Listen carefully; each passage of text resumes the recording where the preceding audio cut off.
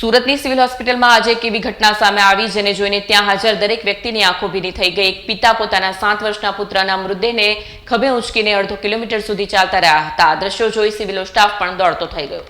મળતી માહિતી મુજબ મૂળ બિહારના વતની અને હાલ સુરતના ભટાર વિસ્તારમાં આવેલા ખોડિયારનગરમાં રહેતા સરોજ મંડલ મજૂરી કામ કરી પોતાના પરિવારનું ગુજરાન ચલાવે છે। તેમના પરિવારમાં પત્ની અને 3 બાળકો છે, જેમાં 7 વર્ષીય કિશન સૌથી નાનો હતો। કિશનને લાંબા સમયથી તાણાવાની બીમારી હતી। ગત રાત્રે અચાનક કિશનની તબિયત લથડી હતી અને રાત્રિ દરમિયાન જ તેનું કરુણ મોત નીપજ્યું હતું। પુત્રના મોતના આઘાતમાં સરી પડેલા પિતા સવારે તેને સારવાર મળશે તેવી આશાએ અથવા કાયદાકીય પ્રક્રિયા માટે સિવિલ હોસ્પિટલ લઈને પહોંચ્યા હતા। સવારે જ્યારે પિતા કિશનને લઈને સિવિલ હોસ્પિટલના ટ્રોમા સેન્ટર પર પહોંચ્યા ત્યારે ફરજ પરના તબીબોએ તેને મૃત જાહેર કર્યો।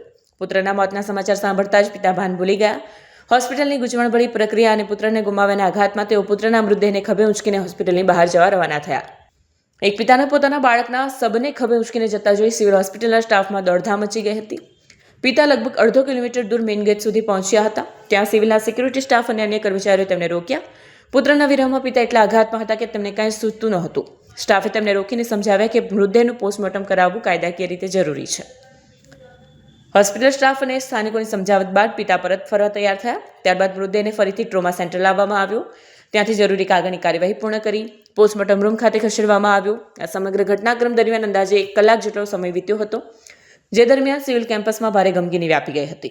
દીકરાનું મોત થવાના પગલે પિતાને સિવિલ હોસ્પિટલ અને પોલીસની કાર્યવાહી અંગે જાણકારી ન હતી, જેથી તેઓ દીકરાના મૃતદેહને ખભે ઉંચકીને રવાના થયા હતા। જો કે તેમને સમજાવ્યા બાદ મામલો ઠાળે પડ્યો હતો। सरोज भाई, आपका रहने का कहाँ पे है?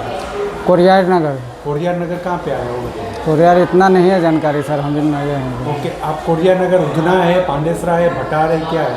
वो भटार से आगे है कोरियार। भटार से आगे। ये क्या, ये बच्चे का नाम क्या है? वो किशन। किशन, उम्र कितने साल की है? 7 साल के सर। क्या हुआ था इसको? इसको चमकी का प्रॉब्लम था। 7 से 8 साल, 60 साल से। यूपी के बिहार? बिहार से हैं। यहाँ कितने बजे लेके आए थे इसको, तो बच्चे को? अभी अभी कितने बजे लेके आए? अभी लेके तो जस्ट आए थे, मेरा आदमी का फ़ोन आया, मैं बोला आ रहा हूँ मैं, तो इसलिए हम लोग गेट पे जा रहे थे। तो आप लोग बोले भागे जा रहा है। ये बच्चे की डेट हो गई थी, आपको पता था? बच्चे को रात में होया सर। डेट रात को? हाँ, तो रात बहुत रात में 1-1:30 बजे। फिर सिविल हॉस्पिटल कब आया? सिविल हॉस्पिटल ले आने का कारण क्या? वो बोला पेपर बनाएंगे, वो मकान मालिक बोला था पेपर बनेगा, साइन होगा तभी मकान तो। मालिक का पूरा नाम बताओ। नाम इतना नहीं है सर, आएगा वो बात कराने के।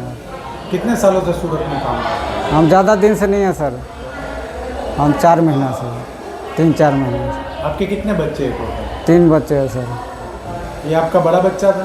नहीं, बड़ा नहीं है, सबसे छोटा था। एक बच्चिया है। इसको लेके क्यों भागे आप, ये बताओ। सर मैं बार बार आपको बोल रहा हूँ, मैं लेके नहीं भाग रहा। मेरा कोई आदमी आ रहा था, उनको कॉन्टेक्ट करने जा रहा था मैं गेट पे। वो अनारी आदमी नहीं था पता, वो घूम गया होगा, चला गया होगा आपको।